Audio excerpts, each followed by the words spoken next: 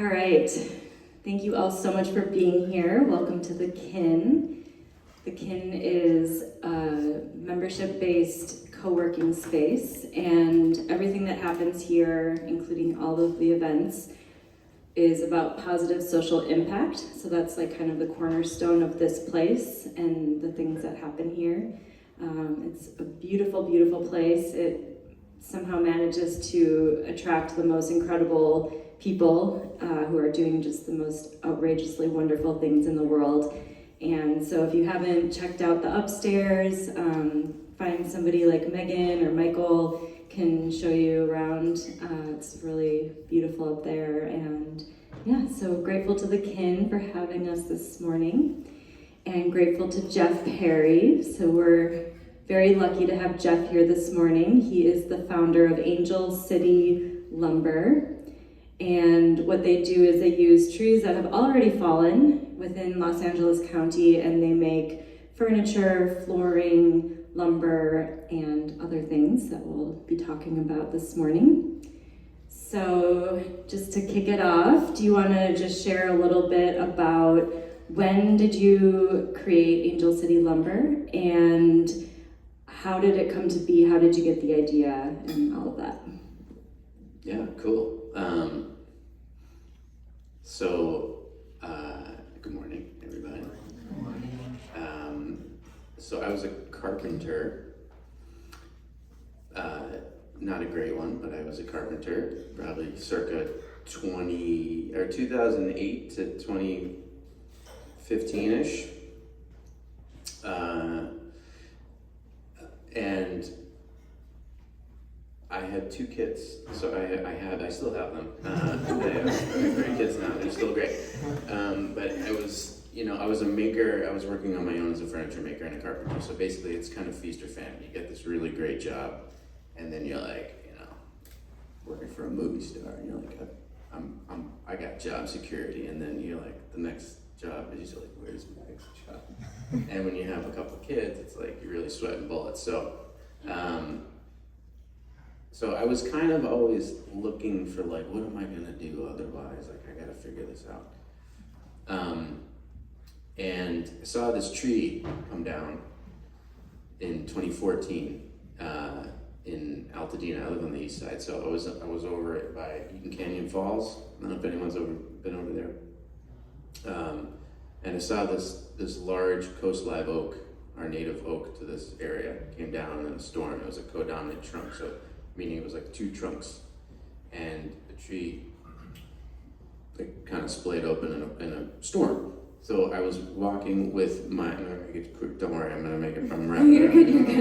But I was like, and then, so I'm walking, and my son's in my little backpack, my dog, and we see this tree come down, and I'm like, this is it. I'm gonna make total opportunist. I'm not gonna sit here and be like, I was really hoping to, help the world. I was like, man, I gotta make some money. This tree is down.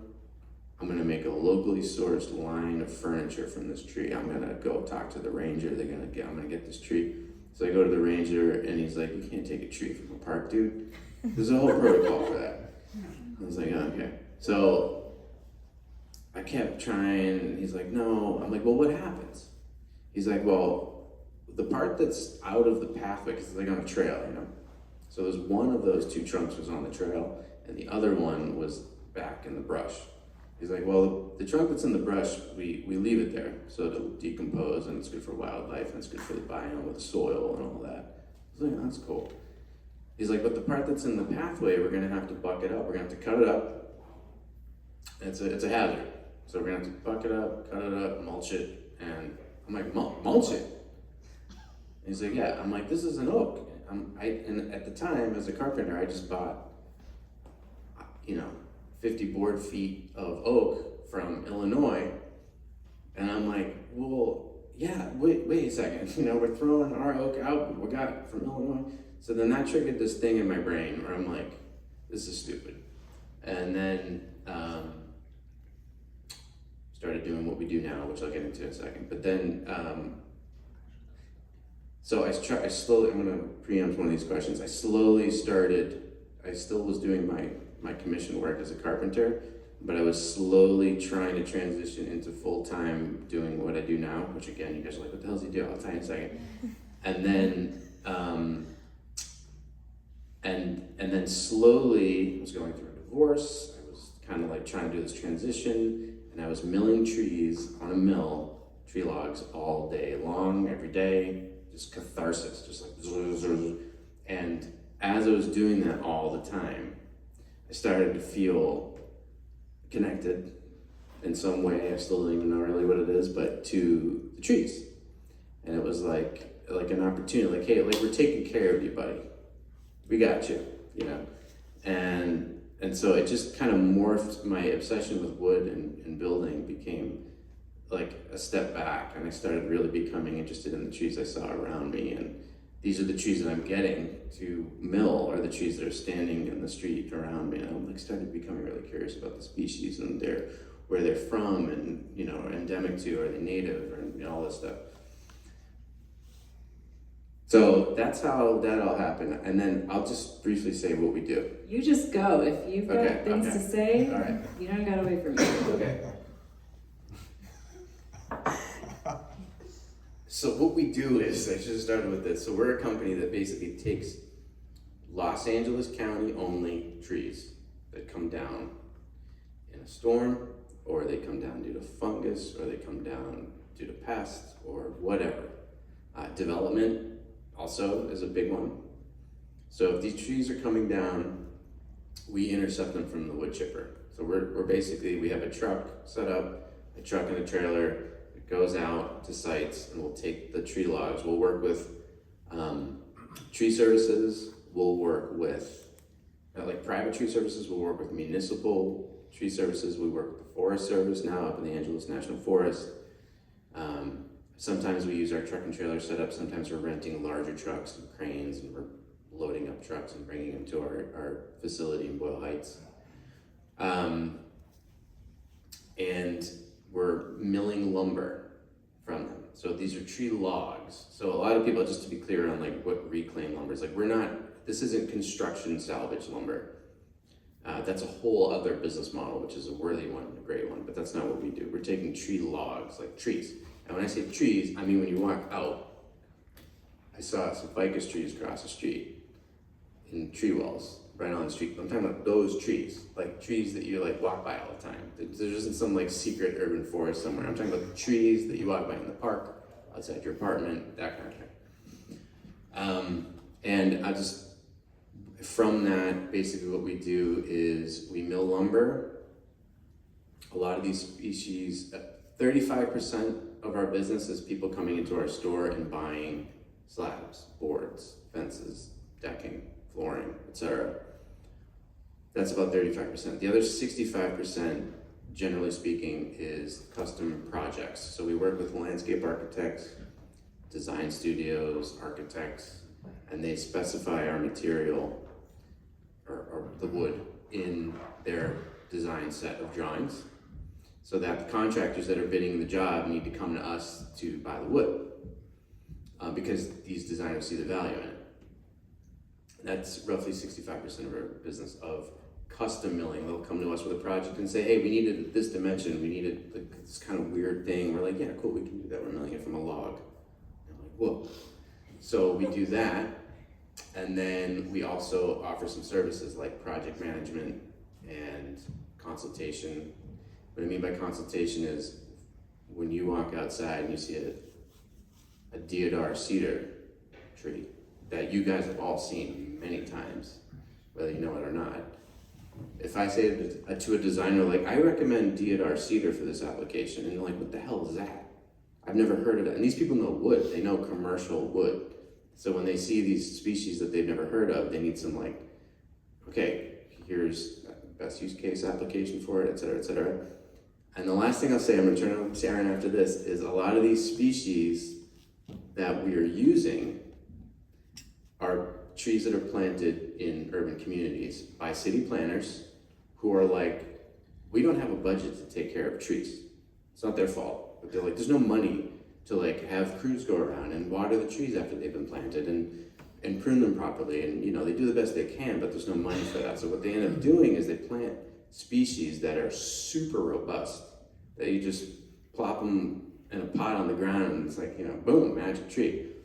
But what people don't realize, and they don't think of lumber from those trees, because they're like, well, that's a canopy tree. That's a city tree that's supposed to provide canopy. And that's where it ends.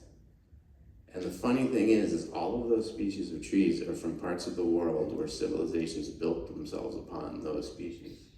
So they've been lumber trees and everything else, medicinal, lumber, food, whatever, for millennia. And we just kind of like, oh, it's just a canopy tree. So anyway, that's kind of what we do. Amazing. In a I nutshell. love every single thing you just said. Yeah, I know.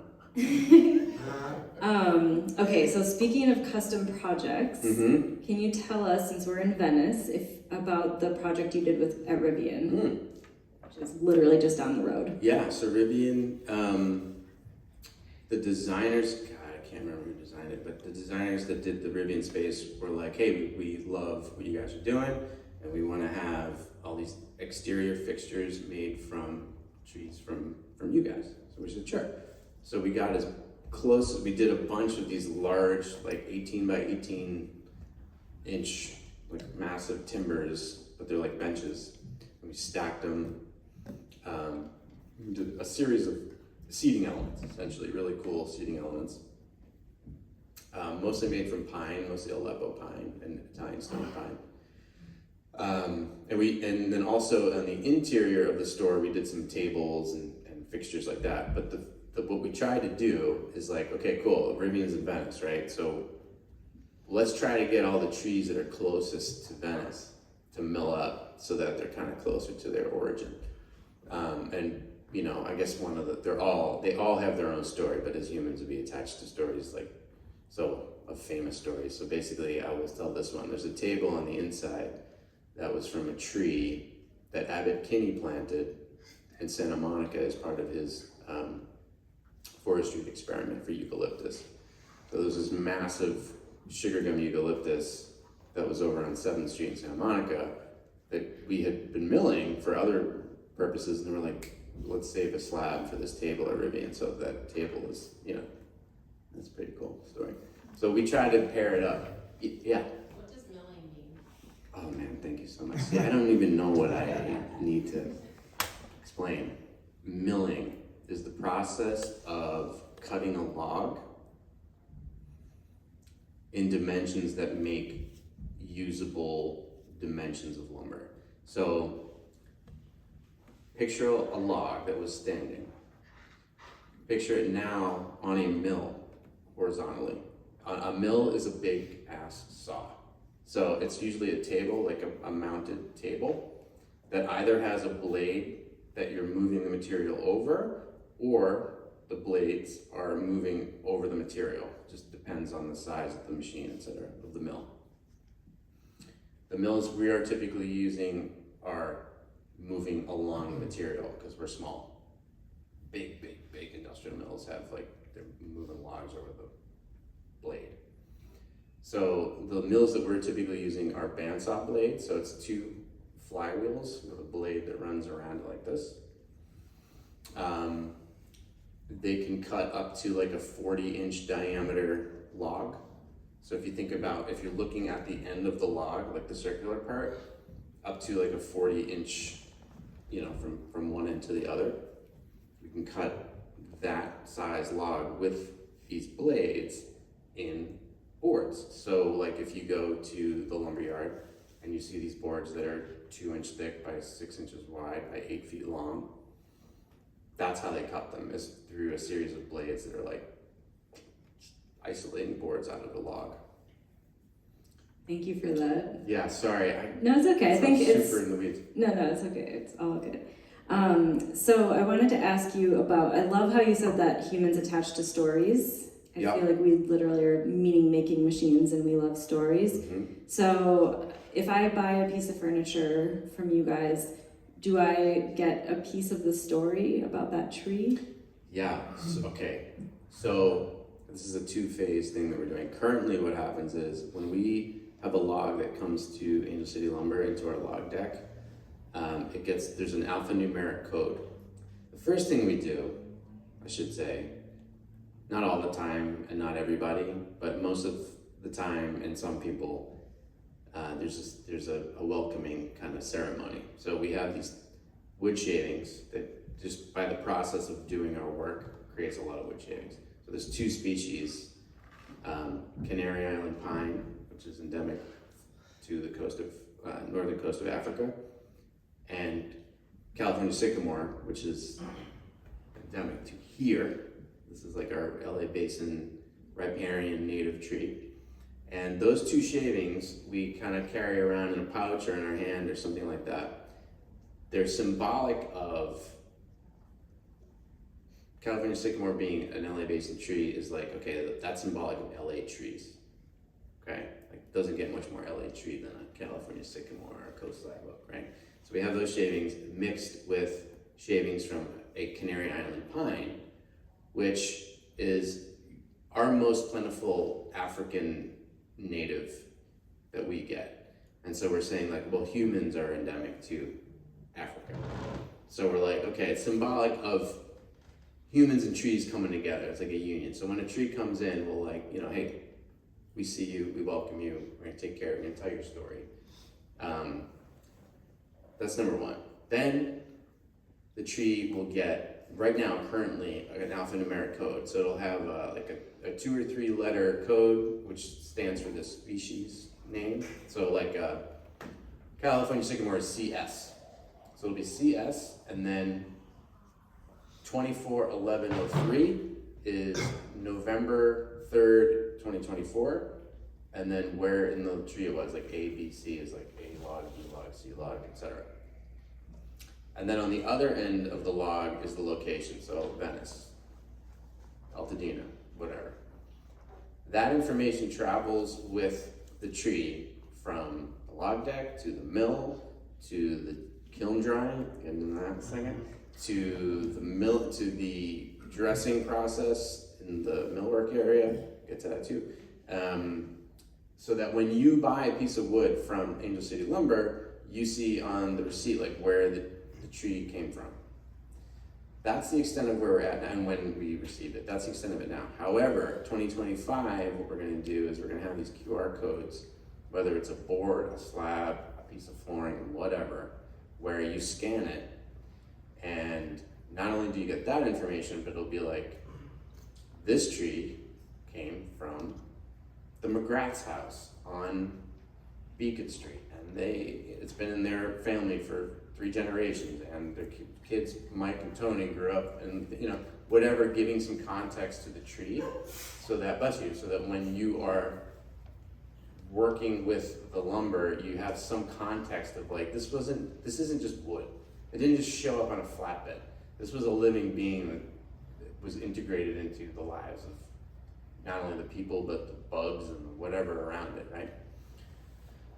And then we're probably going to have a name for the tree, which I know a lot of people get bent out of shape with about anthropomorphizing things, but you know what? I'm like, hey, that's how we roll. I mean, my dog is named Bean, right? Is his name Bean to the other dogs? Probably not. That's the best I could come into, and you know, I have a connection with my dog. So, okay. So we're gonna do that. So yeah, hopefully that answers that. Yeah, that's great. I love it. So we had talked about trees, and you know, it's like obviously we all interact with trees, we all see trees, and there's, I think, a perspective shift that you have gone through that is very beautiful and important, because I think, like you said, the opportunism at the beginning of your journey was like, you see a tree, and it's like, how do we take this commodity and turn it into products that can earn us money? And so it kind of like turns it into just a thing, even though a tree is a living being and they're beautiful and majestic, and we would not do well without trees in our lives. So how do you see a tree now? If you're standing in front of a tree, like what have the trees taught you? How has it influenced your thinking when you see a tree? Yeah, for sure. I mean, I'm still learning and a lot every day. Obviously, like it's still affecting, you know, it's like all of us, like the more we live, the more we, oh, wow, okay, I never thought of that. But I think it's interesting when trees are standing. Sometimes we're on a site where we're like loading trees or something like that. And for the most part, people who know us are like, oh, thank you for doing that. It's like, yeah, okay, we're not trying to be like sanctimonious about it. But it's funny to me, like sometimes people are like, man, we love these trees. People are so indignant about standing trees. Like, don't touch my tree, right?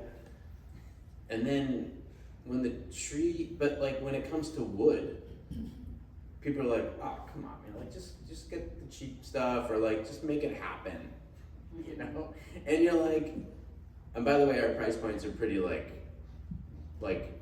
middle range to maybe slightly premium price. Well, I'll get into that later if anyone cares, but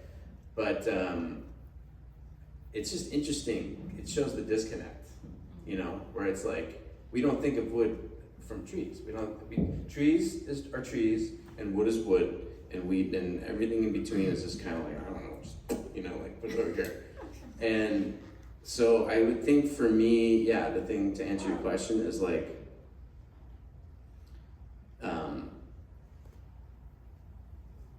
something that's working on me. I think I was telling you this earlier. There's this guy, a really cool cat, kind of like a polymath thinker, speaker guy. His name's Daniel Schmachtenberger.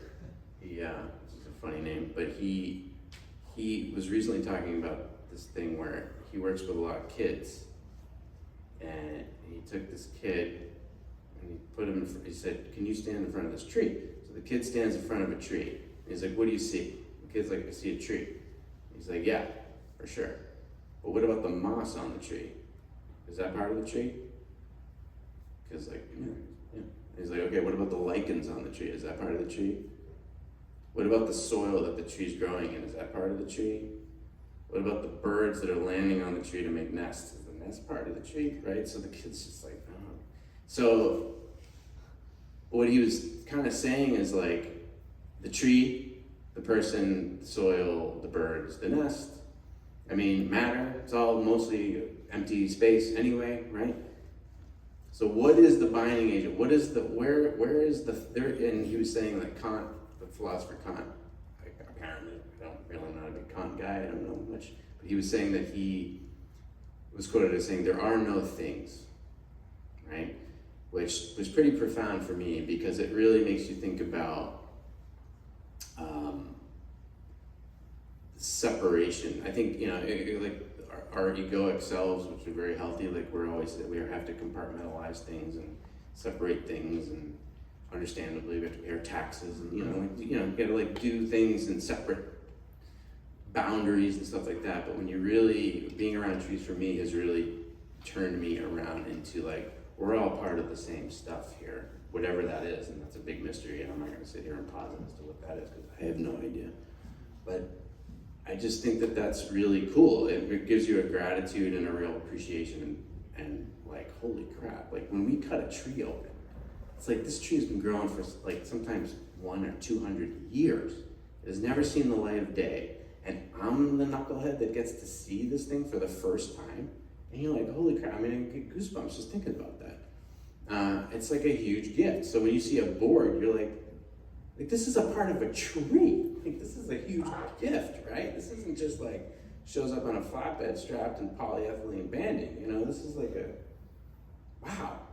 And I think for humans, like we can do that with humans. Like a loved one dies, we have a whole ceremony for that, or even our pets, or even whatever that looks like. Yeah. Where do you source your trees? Do you go to the urban forestry departments of cities? Is that the only way you get access? Yeah, that's a great question. So up until 2 years ago, it was like 95% private tree services. So just private residential. Like Davy or something like that. Yep. After in municipalities, to your point, like urban tree supervisors or urban forest supervisors were like on board, but there was so much like red tape that they were like, so it took them 5 years to kind of work that out. But now we actually work with a lot of municipalities too. City of Burbank really started it off. City of Santa Monica. LA County is really big because they're so understaffed, honestly, that they're like, can we get a little help here? So they kind of like turn a cheek every once in a while. But the biggest thing that's happened in the last year is we've contracted with the Forest Service in the Angeles National Forest. So the Angeles National Forest is still LA County. By the way, we only source from LA County. That's it. Like, we will not do anything outside of LA County because we're trying to prove a point. So, but to your point, we work with Angeles National Forest is entirely the part of it that's in Los Angeles County. We source snags from there because what ends up happening is due to really crappy forest management over the last couple hundred years, the Forest Service is now in a position where they're like, okay, we're in a pickle. There's a lot of dieback and there's a lot of snags, and there's a certain amount of snags that they need, again, for wildlife and for biome, but we are way past that because we don't participate with the forest anymore. So now they're like contracting, there's grants, there's money, there's contracts where they're like, if you're a wood processing business of any kind, whether it's lumber, paper mill, biochar, whatever it is, like, we'll give you money to help get these trees off the forest floor. So we work with them too. So I don't know if that answers your question, but it's three-pronged. It's like urban forest, forest, and there's some long-term visioning too. I can get into later. Cool, thank you. Hey, we're gonna actually have a Q&A at the end, so if you could hold your questions, that would be perfect. Okay, so I wanted to get into some of the entrepreneurial aspects of what you do because this is a lot of entrepreneurs. Let's talk business, man. Yeah, let's talk business. So when you got started, you said it was kind of like, it was a side hustle at the beginning while you were working your way into this?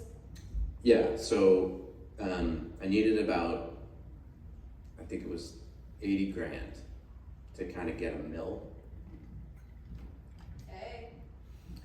Or a portable one, and like a small mill, and a truck and a trailer. So those were the three components that I was like, okay, this is what I need. Because I would call tree services and be like, so initially, I just wanted to take care of supply and demand. I talked to tree services initially. I was like, look, if I had a truck, I came out, and you had a big ass tree, could I come, could I take it? And they're like, yes, please, because it costs us a lot of money to buck it up. It's a lot of labor cost. Then when we bring it to the dump, we have to pay the dump cost. So if you can take a 9-foot log, yeah, please show up Tuesday, right?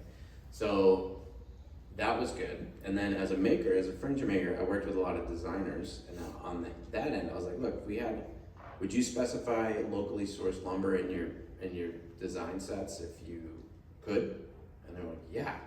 So I was like, okay. So then I went out and got a truck and a mill. I found an investor. I didn't have $80,000. And I found an investor who was like, yeah, I think this is great. So we did that. We got the truck and the mill and the trailer. And I had foolishly put a couple grand down on a dirt lot out in Van Nuys, month to month, that a tree service used to store trucks at. And I would mill wood out there all the time and stack it. But UV rays and heat in Van Nuys in the summer, not great for drying lumber, it turns out. So then we had to go back, double back, and invest more because we needed a roof. So that required essentially like a warehouse. And we had enough interest that my investor and partner at the time, Charles, was like, all right, well, we gotta go get more money. So we did. And we got the place, we leased a warehouse in Boyle Heights. But during that since 2016, so during that phase of milling out in Van Nuys and my carpentry business, yeah, it was a side hustle. I worked probably again, there was a divorce in this mix too, which I don't recommend, but everything turned out okay, we're a good friend. But it was like two or 3 days working in Angel City Lumber, 2 or 3 days working in carpentry, washing cars for Lyft at night, like in the middle of the night, whatever it took. But over about 6 to 8 months, then it became a thing where I was able to make a leap and be like, okay, I'm gonna work full time at Angel City Lumber, and we did it. That's so awesome that you were able to make the full transition Yeah. to doing what you actually wanted to do. Yeah, super lucky. That's a blessing. Super lucky. lucky. Yeah, and so how did it work in terms of scaling? Like you started out obviously very small, Yeah. and you've built it up, and then what would be the ideal in terms of scaling? Like how big would you want your business to become? Okay, great. So this, I guess, to the vision point a little bit is, so LA County, I'm gonna work back a little bit.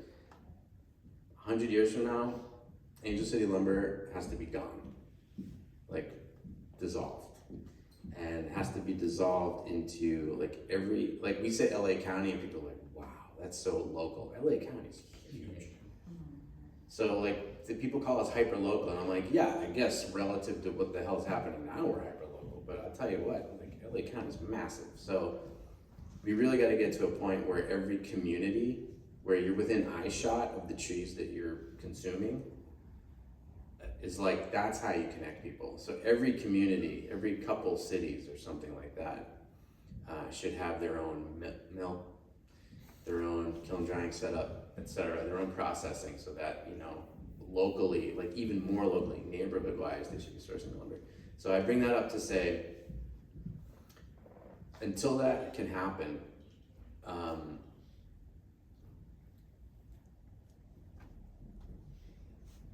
I don't want to get past. Does anyone here know what the Dunbar number is? No.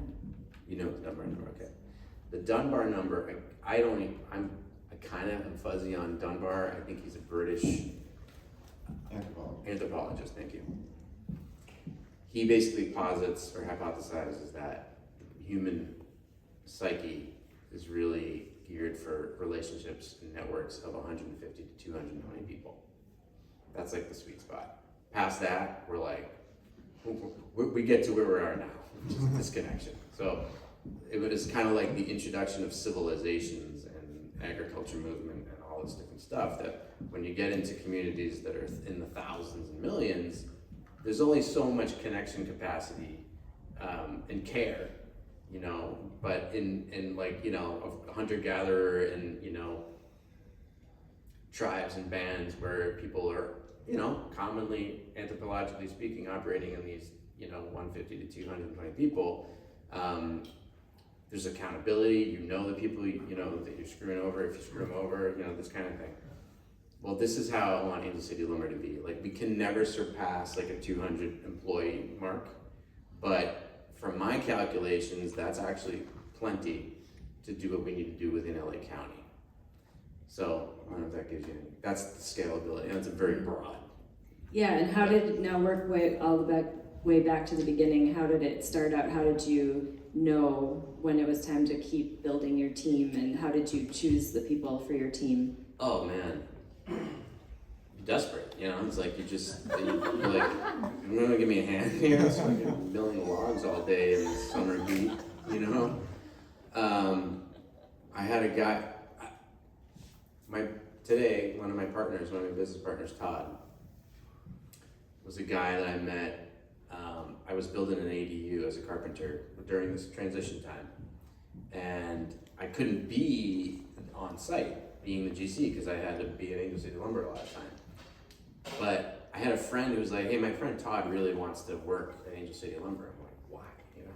But he's like, well, I was like, I don't have anything right now because I can't afford to pay him. But like, if he wants to work on this ADU project that I'm building, like he could. And he's like, well, the problem is he doesn't have any experience. I'm like, I don't care. Like, if he can do something at the ADU, that's great. I need help. So he started working at this ADU, building this ADU, and then finally, when we got to a point where I was just like haggard, I was like, hey Todd, you want to come over to Angel City Lumber? He's like, yeah. So it's just a matter of, again, desperation and cash flow. It's just like, what can you afford at the time? And luckily, I think my investor partner at the time and I didn't have a great handle on it at the time, so we just said, yeah, we should do it. You know, and we navigated cash flow issues. I mean, you know, up until, I mean, we still are really, but it's just an incremental need-based thing. And then also, you're slowly over time, at least in manufacturing, I don't know how many people here are interested in manufacturing, but that's an entirely different animal than like tech or something like that, where like I know anything about tech. All I know is about manufacturing. But the point is like you realize that efficiencies are like not like a nice to have. They are like, if you're not being efficient, then you're dead. You know? So it's like, okay, well, how can we be more efficient is the always, and how can we leverage the cost, the labor cost, or the expense, I should say, the payroll expense, like how can we leverage that into being more efficient and therefore more profitable? And that is always the question. That's always the question. So since go, it's always like, well, if we hire Todd to sweep, like, how is it changing the efficiency of our overall business? And if the answer is yes, it does, after days of, does it, you know, and then you finally arrive at a yes or no, and then if it's yes, you hire, and if it's no, then you keep slagging it out. Right on. Yeah. So I hear you that it was a state of desperation at the beginning. Now that you're less desperate, Yeah. And you're realizing that you know, it makes sense to slightly less desperate, and you're realizing, okay, it makes sense to hire another person because, you know, we've done the math and this is going to make us more efficient. How do you choose your employees? What are you looking for when you're hiring? Yeah. I would say because of what we do, it attracts a certain person. So if you guys, I would think, you know, you're going to attract the kind of people that you're starting. You know, like if you're starting a hedge fund, you're going to get people who are like super into finance and super like into team organization and super, right? You get athletes, right? So the people that we were getting were very geared toward like, man, we really love what you're doing with trees. So we got like a lot of tree lovers and like wood workers and like, you know. So, but to answer more of your question, like, okay, but of those people who you're hiring, I'll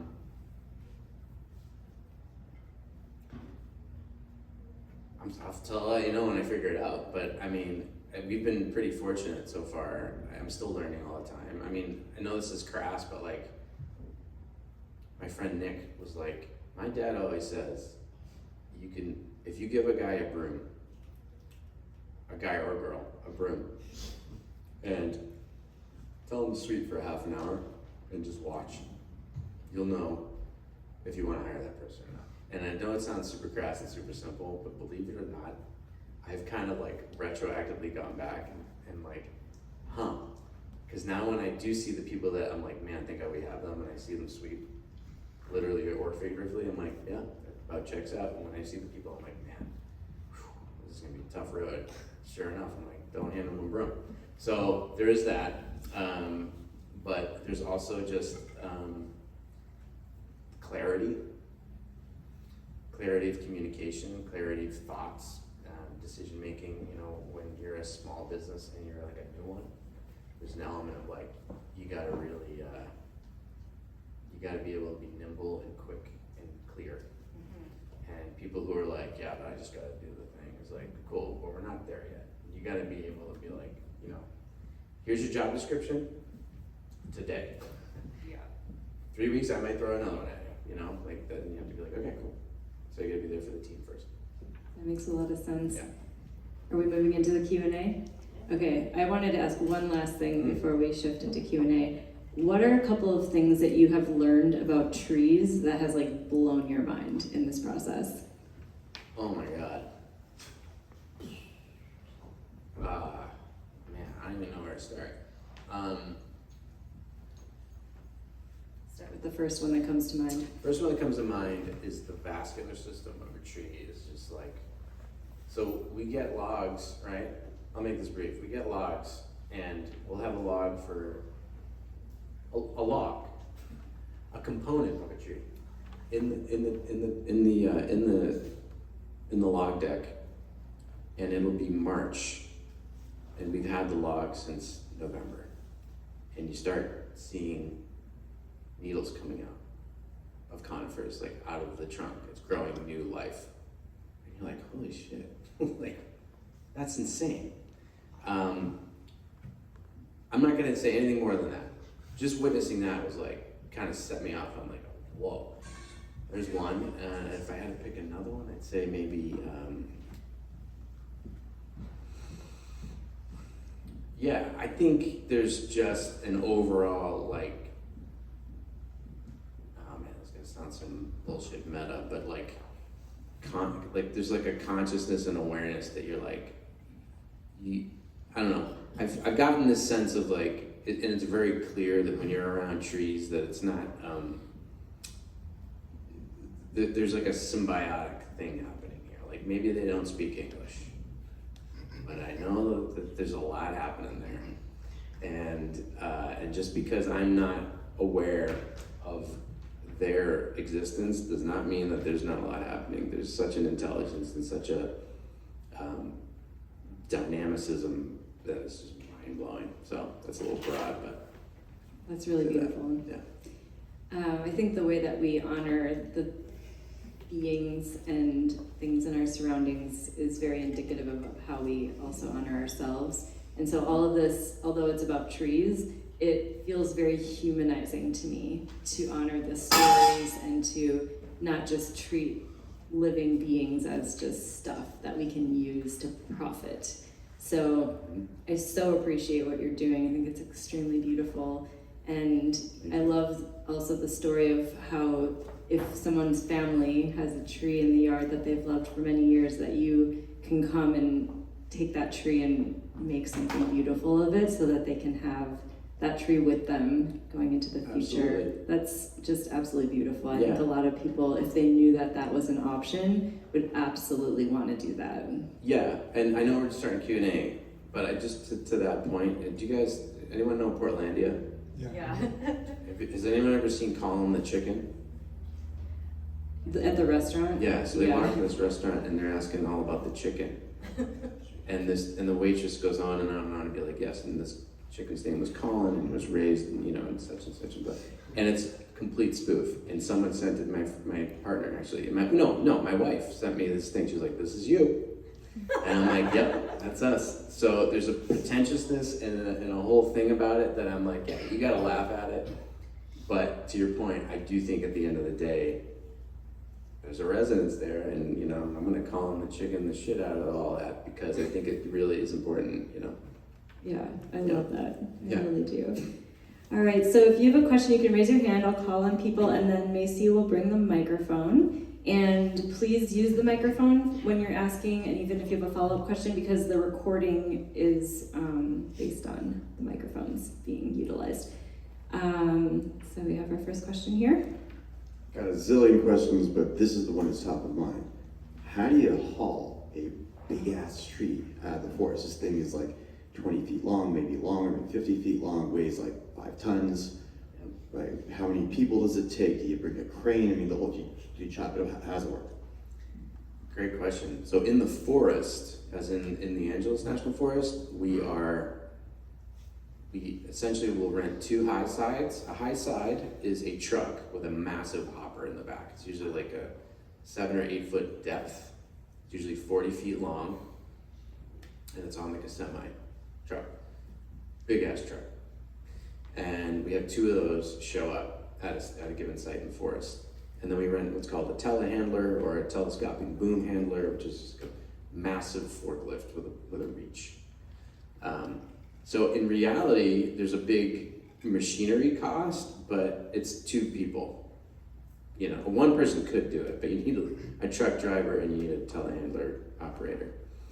And that's it. And then that's it. There's a lot more to it, obviously, and the Forest Service, like we have to pay to help maintain the roads because of the compaction and the weight distribution and capacity of the roads, and it's not a timber forest, so there's things about it, but that's generally how we do it. And then in the urban forest, like in and around town, where we have to be more nimbler and more compact, we have a Ram 5500 chassis cab truck and a gooseneck trailer that's a 25-foot trailer and a really massive hydraulic winch on it. And Vincent Torres, who's our age-old, he's been there since the beginning, he's the guy that gets all the logs. He rolls them up these steel ramps onto the trailer deck. It's pretty amazing. And also cranes are super helpful. Thank you. Chiropractor friend. Thank you. Good morning, and thank you for this very interesting, insightful presentation here. Thanks. I have the opposite question. At what point is it too small? I have about a dozen trees in my backyard, different sizes and shapes, and at what point is a tree too small, diameter-wise? Great question. Oh man, if you're going to, this was one I wrestled with for people for years, but it's basically if there's two projects that we do. One is you're going to donate the tree. If you're donating the tree, it's an 18-inch diameter, 18 to 24 depending on the species. Yeah, exactly. If you're like, I want you to make something from my tree, well, that's an entirely different thing. If you're like, look, then I communicate what the tree will yield as far as wood, and then if it's worth it enough to you, we'll mill whatever you want. I would say as far as safety goes, like if it's below 10, 12 inches, like we can't even safely mill it. So if you're donating, it's 18 to 24 inches depending on species, and a 9-foot length minimum. You know. Got it, thank you. Thank you. Does anyone else have a question? Hi, Just one moment. thank you for this very great, insightful talk. The microphone is coming. Sorry, thank you again for this very insightful talk. I didn't understand quite, do you actually make furniture yourself or do you just sell the wood? Great question.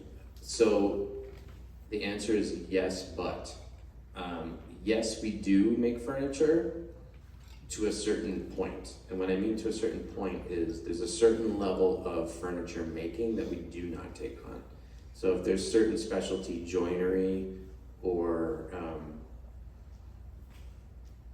it's hard to explain like the cutoff, but there's a cutoff. There's like a point where it's like this is better suited for us to outsource it and either tell the client, here's a list of really cool woodworkers that could do this for you, and you project manage your own project, or we will project manage it for you, obviously at a markup, if you just wanted to not worry about it and just like have it show up at my door.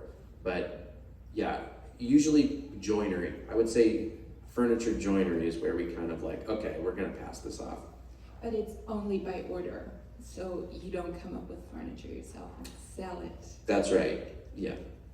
We do have, again, products is a charged word, but we do have products such as we sell flooring, we sell, as of now, we sell flooring, decking, fencing. Most of this is made to order. Flooring we have ready to go. Millwork, casework, all that stuff we sell. Yeah. Thank you. Does anyone else have a question? Lisa? Hi, so earlier you said there are no things, as you were alluding to the connectivity in the ecosystem. So my question for you is, how has this journey with milling trees and transforming them into something else impacted your spirituality? Oh, yeah. Like, great question. Profoundly, I would say. I mean, I at this point, I think what you're talking about is like, I feel like I was just born like in that way. Like I get it now when people say I was born again. I'm like, oh no, I see what you're talking about. Because like I'm like, oh, I see something that I was just completely blind to, you know. So it's literally changed my life, you know. I don't know what else to say other than that. I mean, it really affects the way, it's like a pair of glasses that like you put the lens on, you're like, okay, cool. I see different things. So I don't know if that's, maybe it's too broad, but it's changed it a lot. Yeah. I think it would be good to get a little more specific on that. Sure. So I know, I kind of feel like a gypsy. no, it's okay. It's okay. No, it's a beautiful answer, and I think, what can you give us an Like example? specifically? Yeah, like what happened yesterday or something where you were like, wow, I would have seen this totally differently, and now I see it this way. Okay, great. I'll do an example. Okay.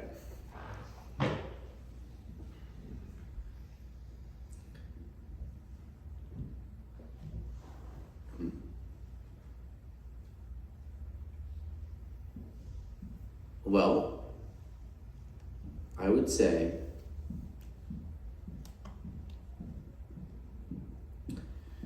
got one. So sometimes when I arrive to a house, right, someone's taking a tree down, and let me think of one. Let me think of one specifically. I got one. This is a client who's Japanese, and they now live here, and they have. I have a lot of clients that are just, average Joe people. This is not one of them. This couple is they're hoteliers. I mean, they're like, they have a big business and stuff like that. But they're Japanese, and culturally, they have a much different relationship to trees. And so they were doing a renovation on this hotel in Century City. And the architect and contractor were like, we're gonna have to remove these 2 trees. And they were like, they halted the whole project, and they were like, we gotta really gut check this. And they were really broken up about it, because they were like, if we don't do this, then our businesses might suffer to the point where we might have to either sell it or something like that. But the thought of us having to take down these trees because we need to progress and do our thing, it just didn't sit well with them. So, we have a conversation, and when you see people who we're getting teary-eyed, and we're like, this is a big deal. Whereas most people would just look at this London plane on the median and be like, okay, gotta go. We were like, how do we call this out? How do we tell the story of this tree? How do we, and it's somber, it's very somber, and I'm not trying to make it uber precious, but it just gives you pause to think. It gives you I guess maybe what I think if we're rendering it down is it sounds so pretentious, but everything is so sacred, and it makes you consider everything you're doing. Every action you take in your life, you're always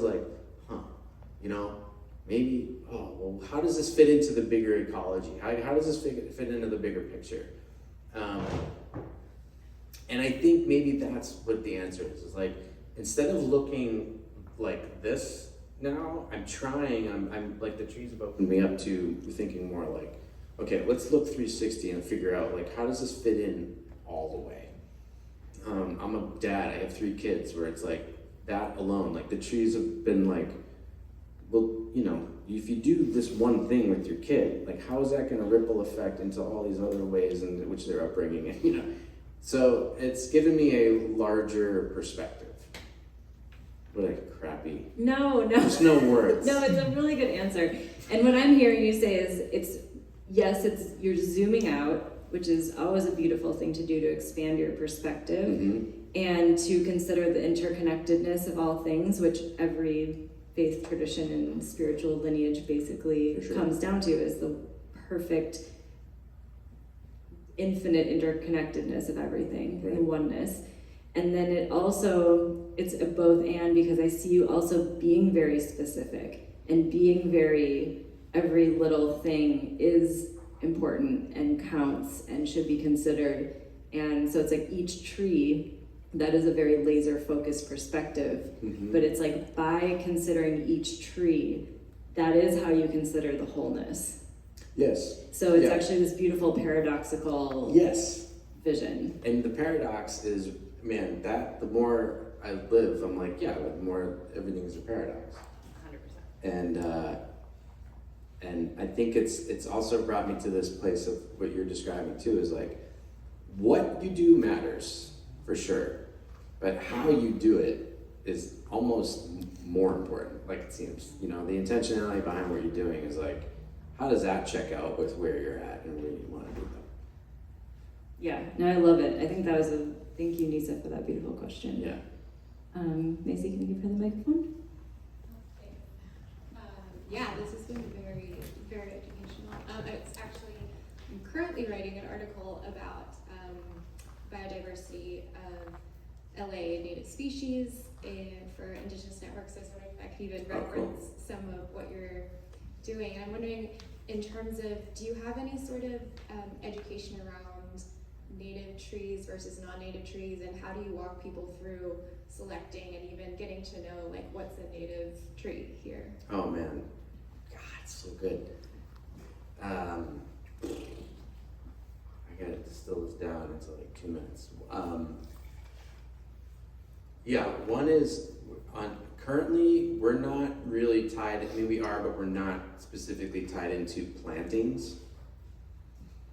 So we're not like a resource typically for people to be like, tell us more about plantings and species. Like we, you know, I leave it to like a lot of our cohorts that are the big hitters, like, you know, Theodore Payne and, you know, certain landscape architects and stuff.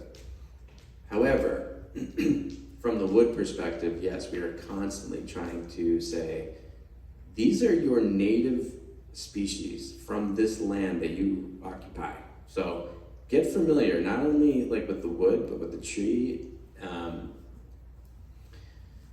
And there's also, so the indigenous component of it is something that I have really tried to navigate, which is like, how do we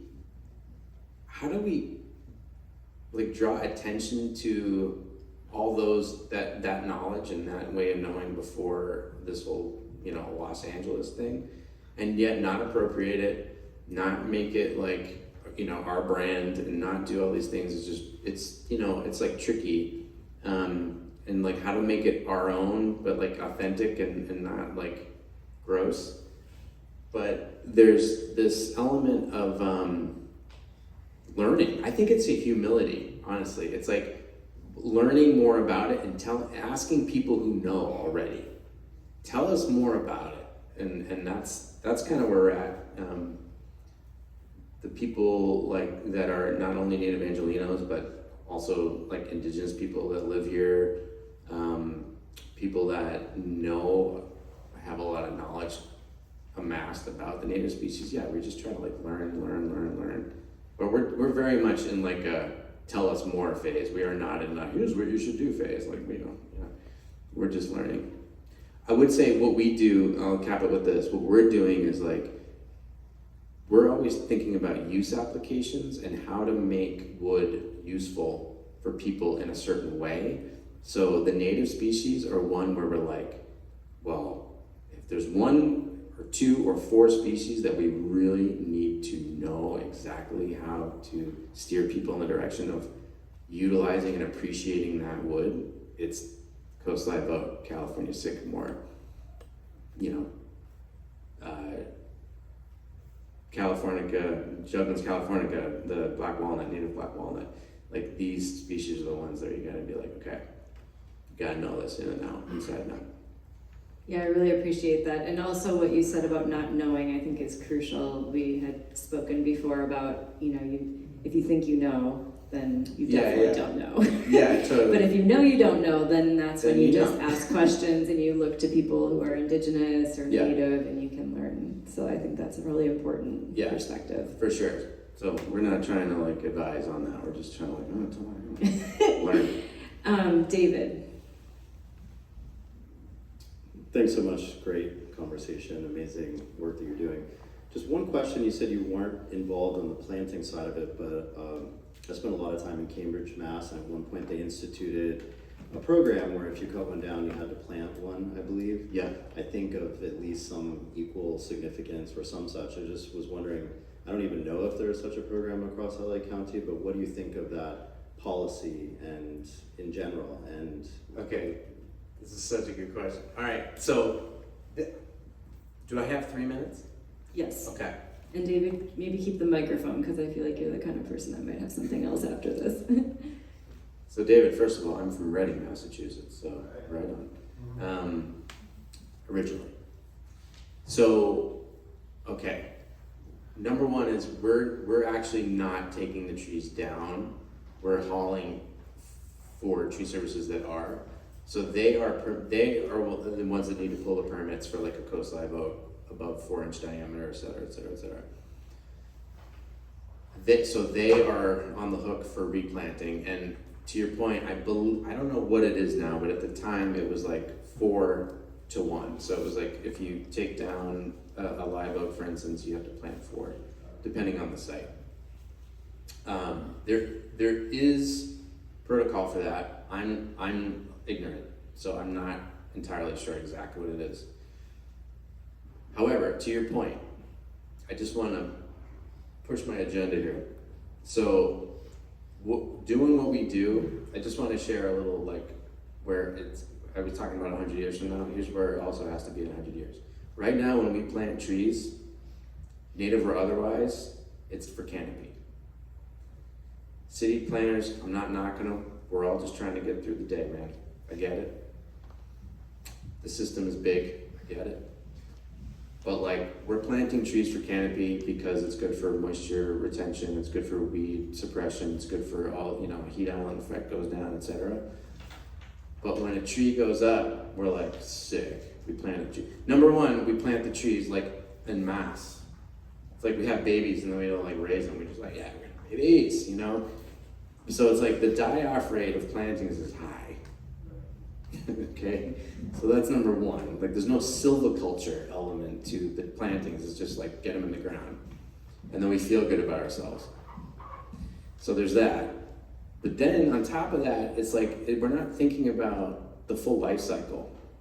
And I think culturally we have an aversion to death, and it's embedded. It's deep in there, and I feel like it's this dominion over nature thing. We don't have to get into all this, but we don't think of death as like a viable process. We're like, we don't want to talk about it.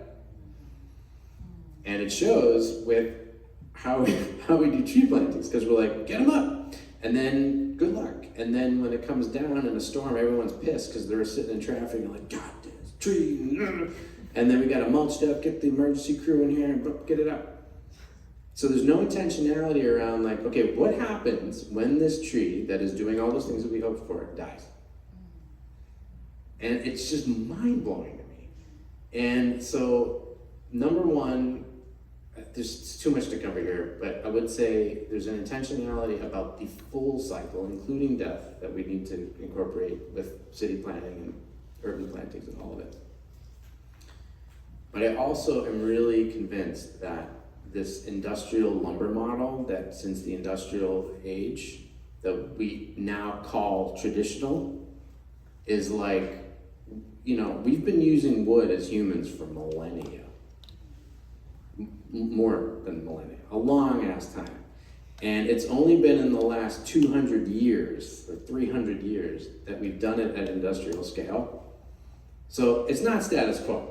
I'm just calling that out right now. If you're gonna talk about it relatively, the way we're doing it now is new, and it's misguided. So all I'm saying is my dream is in this 100-year plan is that not only do we have the Angeles National Forest well participated with and well managed, not only do we have an urban forest that is well participated with and well managed, I really am hell-bent on having a Los Angeles County woodland that we are planting trees. It's public space, but we're planting trees, and then we are on rotation harvesting in a coppice fashion. Coppice is when you cut a tree at the base to harvest the wood, but you leave the stump to reshoot. And the shoots come out of the stump, depending on the species and depending on et cetera, et cetera, et cetera. Fourfold, typically, straighter, bigger, and they call it a stool. That coppice stool can live for thousands of years. And this is the way humans have done lumber for millennia. But it wasn't until industrial sawing that we were like succession planting. Plant the trees, harvest them, pull them up, denude the soil, replant them, pull them up, do this, right? Global shipping, all of the things that are like, now we're in a mess and we're in a real bind because of it. I really want to dial that back to, I'm not saying like we got to go back to like old times. I'm just saying we need to use our new fangled ideas, but bring it back to some older ideas too. This is a whole talk that I'm trying to fit into like a thing, but I don't know if that's helpful at all. Thank Yeah. you. Well, I just want to thank you so much for being here, Jeff. I Thank know you. everyone in here has been fascinated to learn and also inspired just to see a visionary person who, you know, is disrupting the industry, and because it really needs disrupting. And so thank you so much for being that person and doing such beautiful work and honoring the trees and making beautiful things out of, you know, a living being and honoring that process. If you want to interact with Angel City Lumber, there's an Instagram page that will pop right up if you search Angel City Lumber on Instagram. His website is phenomenal. It has places you can see some of the various projects that he's done around Los Angeles. I'm only the other guy. But we have done. That you It's a big all team. have done. Yes, yeah. And he has a space downtown LA, well, Boyle Heights. That's actually where we met. We met at a fundraising, tree planting fundraiser at his lumber yard, which at first I was extremely confused by, because why are we in a lumber yard when we're raising money to plant trees? But then it all made sense when he shared his story. So all of that to say, there are ways to interact with Jeff, and if you have any trees that you'd like to turn into something beautiful, definitely reach out to him. Is there anything else that you want people to know in terms of like contacting you or logistics? No, is everyone here like getting into a business? Is that what, like just There's a lot of audience? entrepreneurs in this community, Okay. definitely, yeah. Okay, cool. And it all revolves around positive social impact. Cool. Yeah, then I would just say if you ever want to chat, just hit me up. That's very generous. Not that again, I don't know if I have anything to add. I just commiserate. We can commiserate. It's fine. Oh my goodness. Well, you have made quite a bit of progress from that first day of desperately, you know, getting the sweeper guy on board and all that stuff. So I think you're doing really well, and it's beautiful to see. So thank you so much. And thank you to all of you for being here. Thanks you so much for your amazing questions. A big part of what we do is having a question and answer. So thank you for contributing to that. And like I said before, the KINN is here. If you have any inkling of maybe wanting to come be a part of this community, definitely talk to Megan or Michael, Taylor.